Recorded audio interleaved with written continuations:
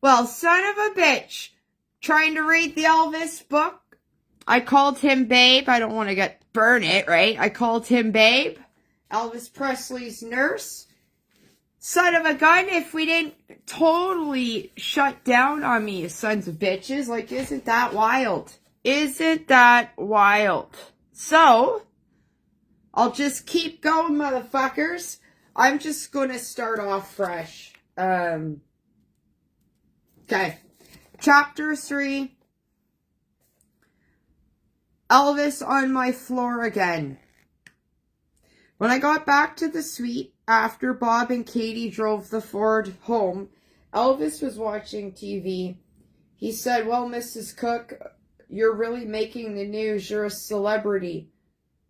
He was really tickled that I had been so in the limelight, and we sat and rehashed the events of the previous night and day. I told him that I had called my sister and that she and her children were flying in early the next morning to get the Ford. Elvis and I sat up most of the night talking. Around 4 a.m. we found him sleeping. Let the floor nurses know that I was leaving and went home. The nurse in charge of each shift was to have the sole responsibility for taking care of Elvis, and I gave their respective names to the guard before I left. I got home around 7:30 or 8. Bob and Katie were both up and said the phone had been ringing since daybreak.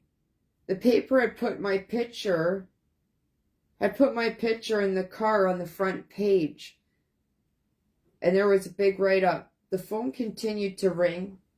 I imagined that we had an excess of 200 calls to myself, but also the institution where I worked, and Elvis, so I kept my cool. I did suggest that she... Oh, son of a gun, keep getting cut off there. Okay, so this lady asked if Elvis would buy her a 4-door car because she drove old folks around. I was furious. Sorry, I was furious, but did remember that I not only represented myself, but also the institution where I worked and Elvis, so I kept my cool. I did suggest that she haul the poor old souls around in a cab, as it had 4 doors. Donna, big time! Big time, Elvis, isn't it? Big time. I received many calls. Trump is Elvis, big time. I received many... It's so crazy. I received many fine calls, but the greatest was from a girl who had been my roommate in nursing school during our last 1.5 years there. Barbara Morton Bowman had seen me on TV and in the paper. She lived right here in Memphis and had for 12 years. With neither of us knowing the other was here. It was 6 months before I was to see her, but we talked several times on the phone. I have to keep looking up a lot just to make sure my connection doesn't cut off on me. My sister, along with Sally and John, had gotten to town early and called, and Patty was to bring them out to the hospital in mid-afternoon. When they got here, Bob had taken the car, Ford, up to have it cleaned and filled with gas. Within the past 3 months, we had bought 5 new radial tires and a new battery for it, so it was really in good shape. They were as pleased with the new car as I was with mine, and we went for a ride in mine so Catherine and Sally could drive it. Sally told me that she had been at work when her and her mother called and told her, hey guys, I'm dog sitting and the dog wants out. Okay, give me a second. I just let the dog in, and of course it was tangled out there, and I thought, oh, wait till, I'm done reading my chapter, so just wait a second. Dog wants out, okay? I'm a good dog sitter, aren't I? Okay, you... Alright, one sec, guys. Okay, come on.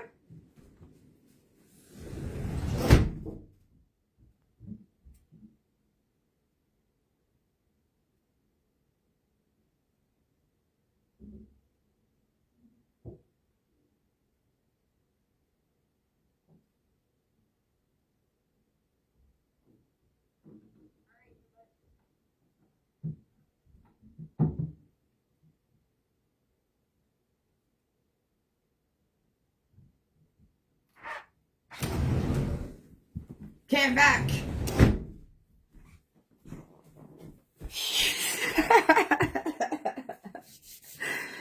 Oh, shite. Okay. Dog is good, and that's all that matters, right? Ain't nothing but a hound dog. Crying all the time. Alright. Okay, where did I leave off? Let's hope the connection doesn't go choppy now. Okay. My sister along with Sally. I'm just going to restart this, okay? Excuse me. Oh, better out than in. I'm sorry, guys. I'm not here to impress anybody, right? Somebody loved it.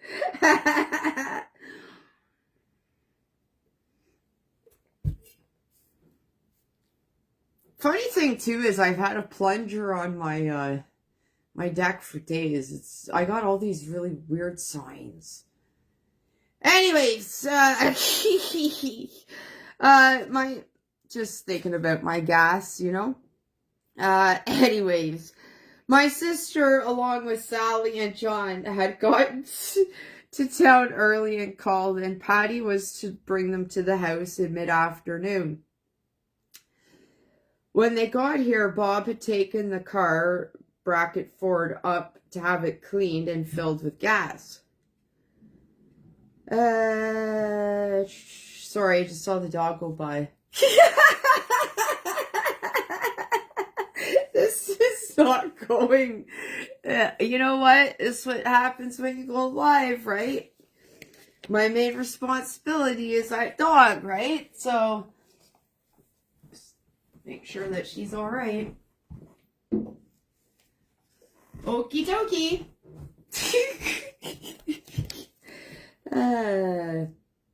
Alright. It was in good shape. They were pleased with their new car, as I was with mine, and we went for a ride in mine so Catherine and Sally could drive it. Sally told me that she had been at work when her mother called her and told her about my car, and she had been very excited telling everyone.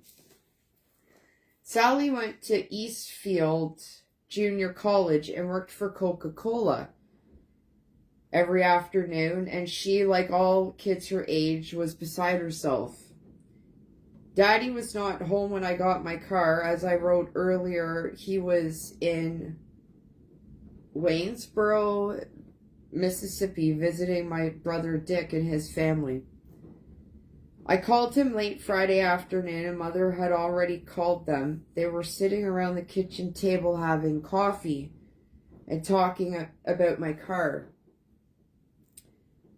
Susan and Jill, Dick's two girls, were as excited as Katie, Sally, and John had been.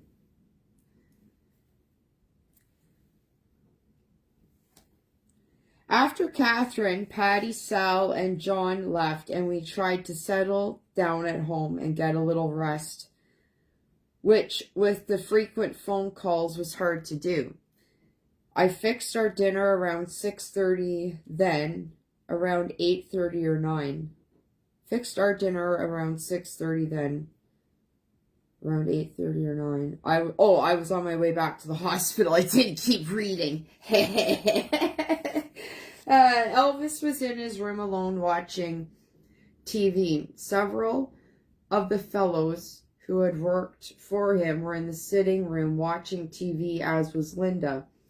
I went into his room, his face lit up in a big smile, and he said he was glad I was back because he had missed me.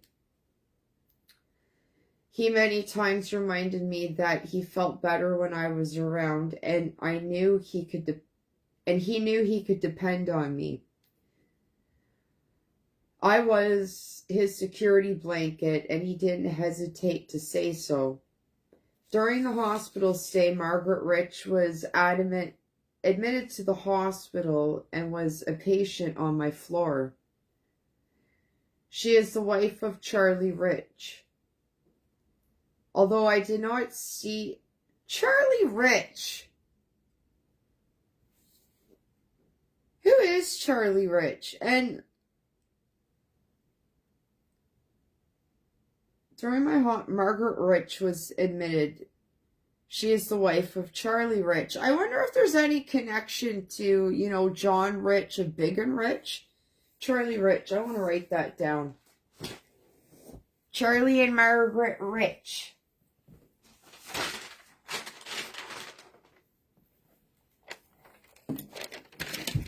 All right.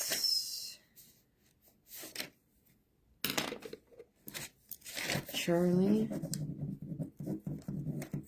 Margaret. Who are these people, Margaret Rich?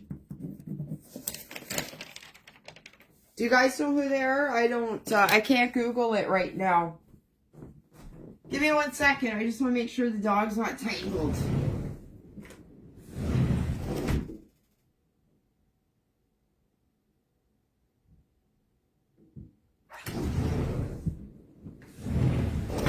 Yeah, so if you know who Margaret and Charlie Rich are, much appreciated.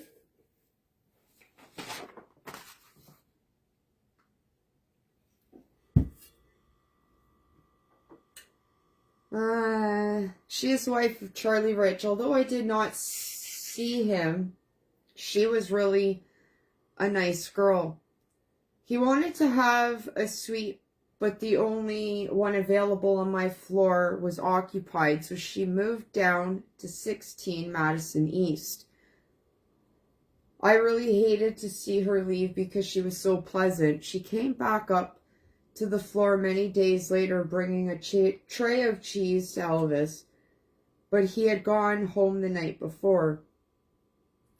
When I told him about it, he was really very appreciative of her doing such a nice thing, and said that he liked both her and Charlie.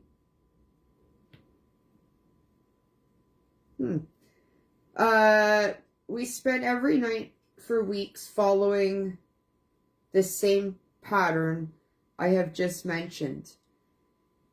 If I was off duty, my days off, brackets, my days off, I still stayed at the hospital at night, coming back around 9 p.m. and returning home the next morning. If I had to work, I got up and was already at work. Elvis had a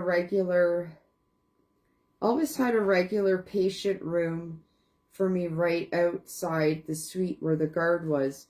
So I had my bathroom, phone, TV, and usually kept extra clothes and uniforms there just as I did at home. My room was blocked off from the rest of the floor, as was the entire suite area. And I had many offers from people wanting to help me out with my extra duties. Here again, that old green-eyed monster reared its ugly head. All of my actions, staying the night at the hospital, etc., had administration approval. One day when I was off, Bob and I drove down to Hudsonville, a little community out from Holly Springs, Mississippi. Oh, wait, I totally missed a whole freaking paragraph. Sorry. Actually, it was comical that there were individuals who would get out and let the world know how tacky they could be by being disgruntled over another's stroke of luck. One of the pharmacists was highly critical about my car, and I told him that if I was so little as to be catty about someone's good luck, I would at least be smart enough to keep my mouth shut and not let people know I could be so tacky. The car, she said, "Oh, Miss Marian, is this the car that Elvis Presley gave you?" She always referred to him that way, and after he died, she hugged me and cried and said that there would never be another Elvis Precious. Oh, we cut out the most to me was his love for his family. He told me one night that he really depended on them, and they never had let him down, and that he had tried never to let them down.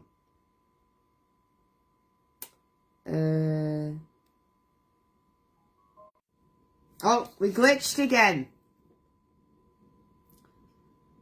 Once one family member heard someone say Elvis really liked others around him in preference to them.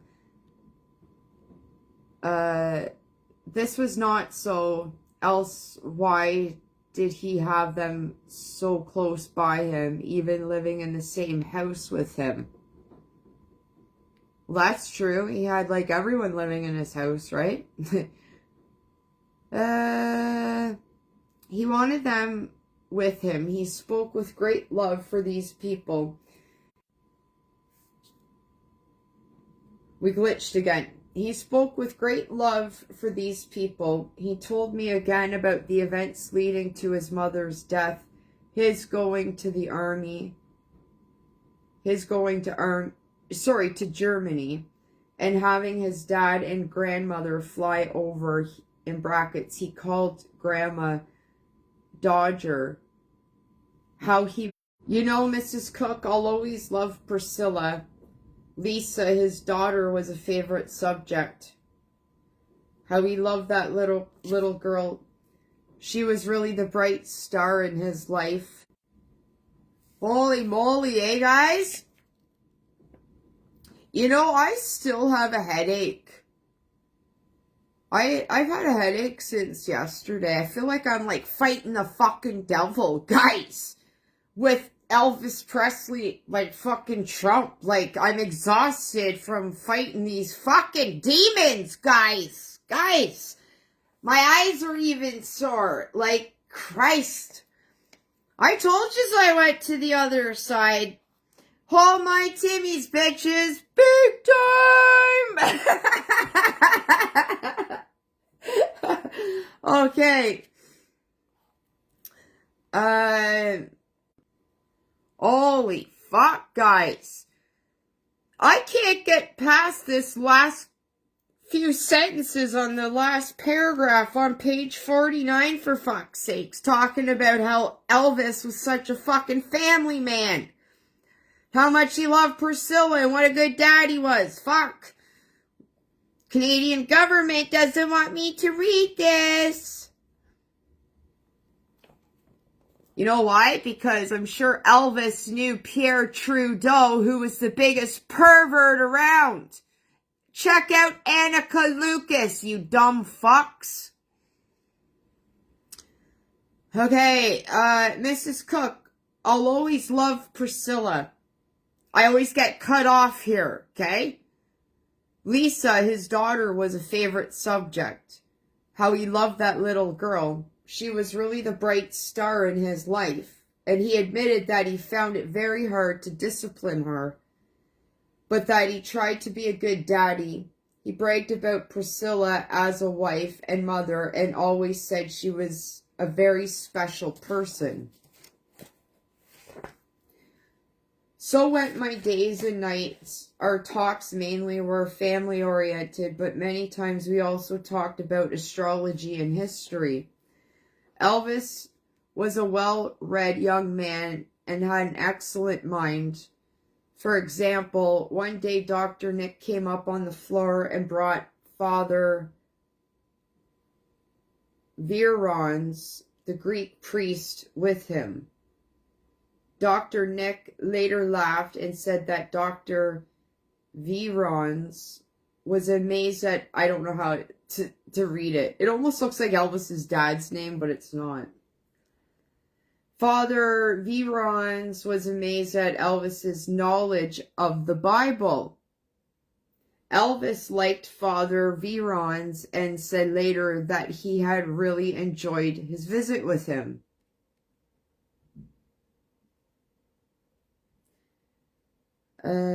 Many flowers, letters, and cards arrived by truckload daily and were put in the room across the hall from my room.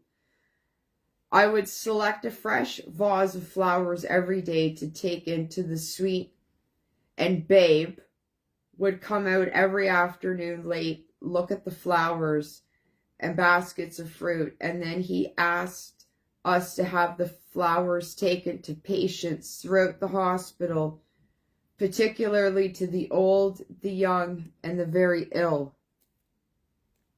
That's what his mother told him to do too, right? Before she died. One day, as he started out of the suite door, Carolyn Pulliam, Dr. Groner's secretary, had come up to see me for a few minutes, and I had taken her to the flower room to see the flowers. As Elvis got to the door of the suite, Carolyn started out the other door, and she ducked back into the room.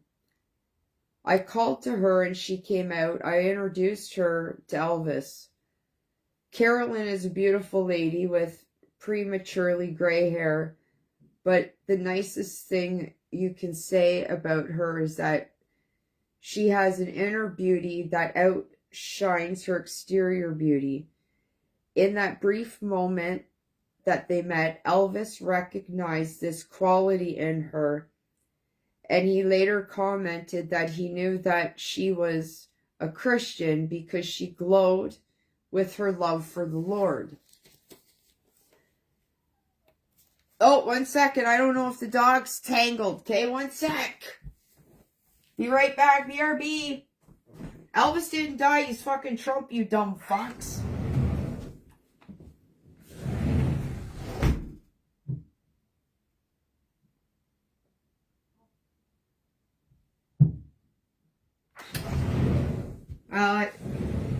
Little jokesters playing with me. Okay.